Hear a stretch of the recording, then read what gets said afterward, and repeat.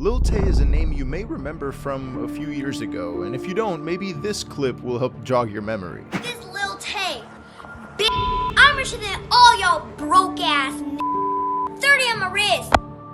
At the time, she was a 9-year-old girl who quickly gained fame and notoriety for flexing her supposed wealth and her excessive use of profanity, including racial slurs. However, her online journey has been a strange one with many twists and turns. It all started in December 2017 when Rice Gum came across the previously shown clip and included it in a video. Lil Tay, I'm 9. I was born in Atlanta. Bitch, I'm richer than all y'all broke ass 30 on my wrist. Following the release of this video, Lil Tay would take this opportunity to make her official debut and reveal herself as Lil Gucci Taylor, and at this point she proceeded to make another video aimed at Rice this time. Rice dumb, whatever his irrelevant ass name is, he dropped a video on me, so today we be reacting to that shit. As a result, she began to gain a following who was interested in discovering the truth behind her eccentric personality. Unfortunately though, the real story behind it all was darker than anyone could have imagined, as a web of court cases and abuse allegations would untangle. And this was a really weird and complex case of child abuse. As previously stated, Rice Gum featured her in his video, and this allowed her level of fame and infamy to reach new heights. Lil Tay began to up the ante by continually flexing her luxurious lifestyle in each video that she posted, and at this time she also made her Instagram account, where she did the same thing, and it rapidly grew to over 1.2 million followers. And this insane level of growth granted her opportunities to meet prominent celebrities at the time, such as Lil Pump, Chief Keef, and even X. She was now essentially a mainstream figure, and to maintain this status, she had to continue raising the stakes by showing off even more absurdly expensive items and boasting about living in the Hollywood Hills when she once lived in the hoods of Atlanta. But throughout all this, the audience remained doubtful of Lil Tay's self-proclaimed elevated social status and simply believed that this was all part of an elaborate ploy for publicity. These were perfectly rational beliefs, as it's not normal to see a young girl act this way. So if this was all an act, who was pulling the strings, and more importantly, why? Well, the answer to this question would come sooner rather than later. Only 5 months later, in May 2018, Keemstar would blow the lid off this entire situation. You say like, you were out here like with your irrelevant ass, you making a video on me? You still irrelevant, like I said last time. What do I say? With this video, the viewers now had confirmation that this has all been staged from the get-go, and as you can imagine, the reactions to this were pretty mixed. Some alleged abuse, while some believe that this video was intentionally made and released for even more clout. However, now that this information was public, one of Lil Tay's ex-friends, Whoa Vicky, saw this as her chance to affirm that her brother was the mastermind behind the act all along. It's her brother that runs her account, it's her brother that tells her what to do, and it's her brother in her ear. We now knew that Lil Tay wasn't voluntarily making this content, but instead being forced to do so. Shortly after this revelation, Lil Tay was interviewed on Good Morning America and actually denied that she was being obliged to put on this persona. No one's forcing me to do this. This is my decision. I'm happy with what I'm doing. But this interview also exposed that her mother was thoroughly involved in this scheme, because once this interview aired, everything started to fall apart. As it turns out, all of the costly things Lil Tay was showing off in her videos weren't owned by her or her family. Instead, Lil Tay's mom, a realtor, was using her clients' properties and used her employer's car in the videos without permission. GMA talked to Mom Angie's former boss at a Vancouver real estate firm, who told us Lil Tay filmed using his car and some of his properties for sale,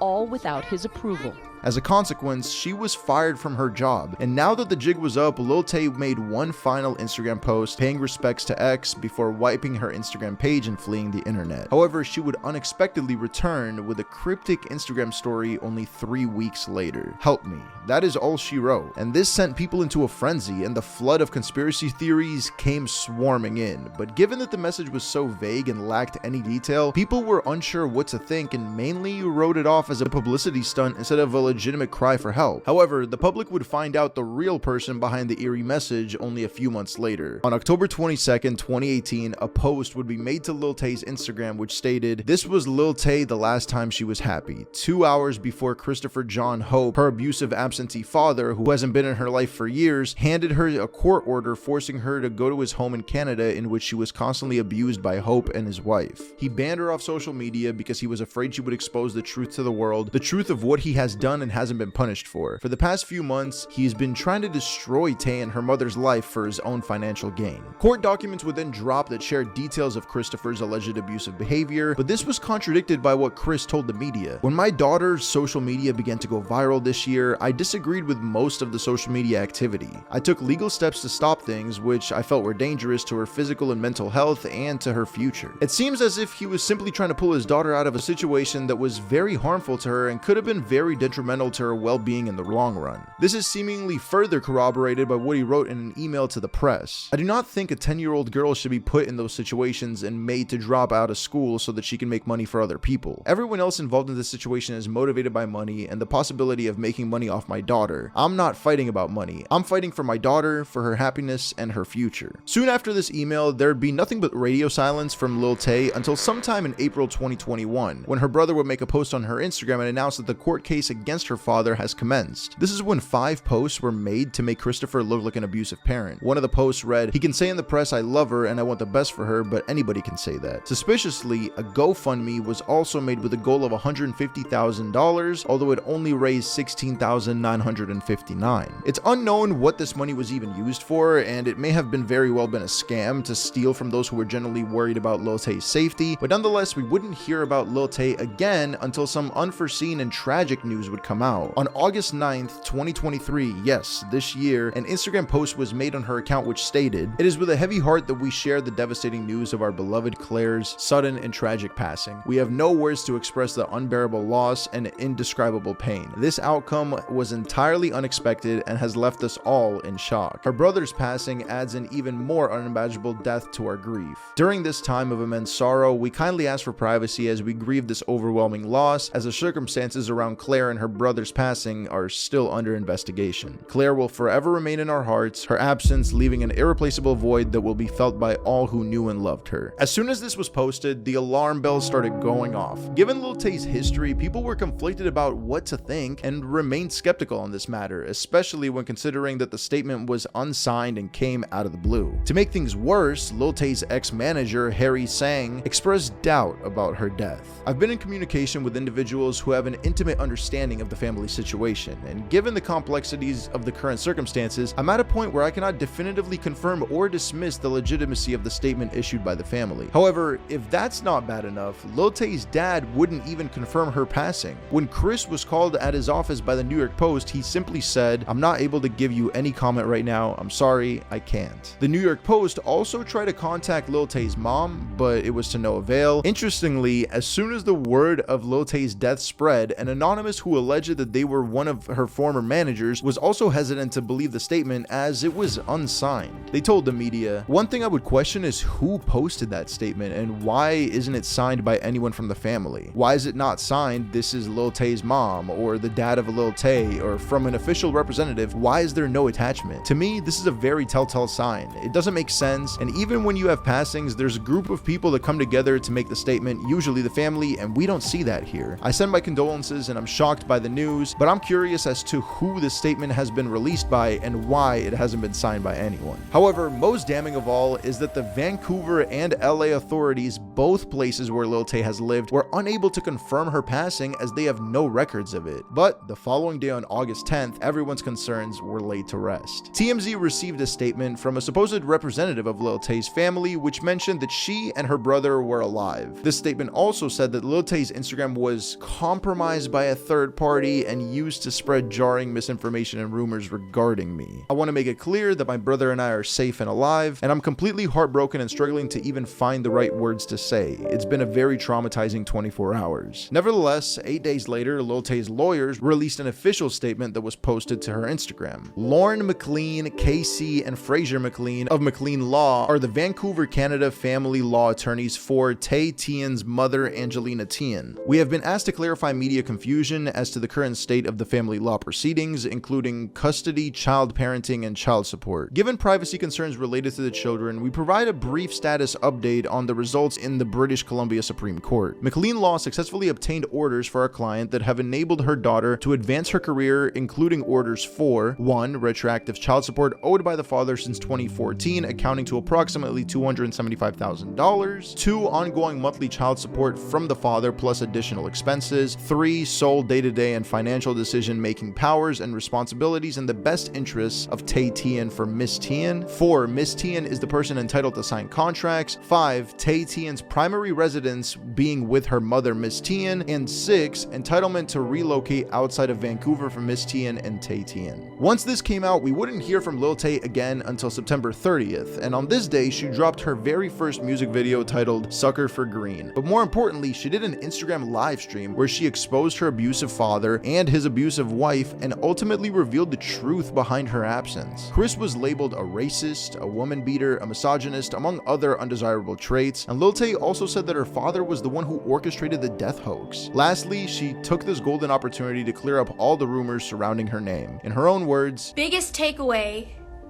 my mom has always been supportive of me.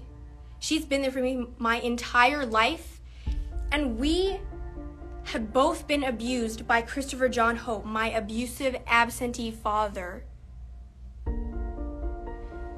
He is not the good guy here. He wanted control over my career and my money, and I had to go through, me and my family had to go through even more years of abuse through the court system because of him. But in the end, we won. I am free now, and I thank God every day for it. I thank my mom for it. She spent all of her life savings in court to support me, and we won. While this sounds like a pretty happy ending, this wasn't the case, unfortunately. On October 4th of this year, Lil Tay uploaded a video where she claimed that her father did the unthinkable and swatted her. She called him an effing psycho and said, "You swatted my house, you fucking psycho." Abusive father, Chris Hope, swatted me to prevent me from continuing to expose his racism, misogyny, sexually abusive behavior, and domestic violence. You cannot fucking stop me. You cannot fucking silence me. This is not just for myself, but for all girls and women. And considering this is such a recent development in this bizarre tale, not much is known about the alleged swatting, but assuming this is all true and not part of another elaborate publicity stunt, one can only hope that Lil Tay stays safe and can eventually fully free herself from her evil father's wrath, if that's how the full story is. Because I'm not gonna lie, after hearing about this entire saga, I don't even know who to believe anymore. But one thing's for sure, and that is that the situation is a bit confusing, and I'm sure that this is not the last that we hear about Lil Tay.